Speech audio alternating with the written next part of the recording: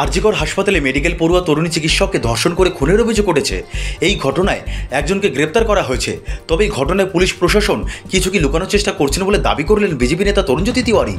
X হ্যান্ডেলে তরুণজ্যোতি তিওয়ারি লিখেছেন, আরজিকর ধর্ষণ কাণ্ডে মুখ্যমন্ত্রী সিবিআই তদন্তের কথা কেন বলছেন? হঠাৎ পাল্টি কেন? আমাদের মুখ্যমন্ত্রী বোকা নন।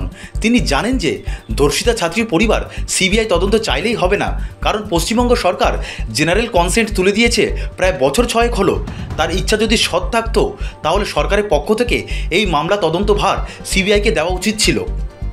একটা ছেলের পক্ষে এই কাজ করা সম্ভব নয়, একাধিক মানুষ মিলে এই কাজ করেছে। যদিও ধর্ষকদের মানুষ বলে আমি অন্তত মনে করি না। যে কলকাতা পুলিশ একটা পকেট মারকে ঠিকঠাক করে ধরতে পারে না, সেই কলকাতা পুলিশ নতুন নতুন রোগের নাম বলছে কেন? এই ঘটনাকে আত্মহত্যার ঘটনা বলে চালানো হয়েছিল কেন?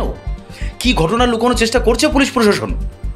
আরেকটি এক্স হ্যান্ডেলে তিনি লিখেছেন, এই ঘটনার পেছনে কোনো ষড়যন্ত্র নেই তো?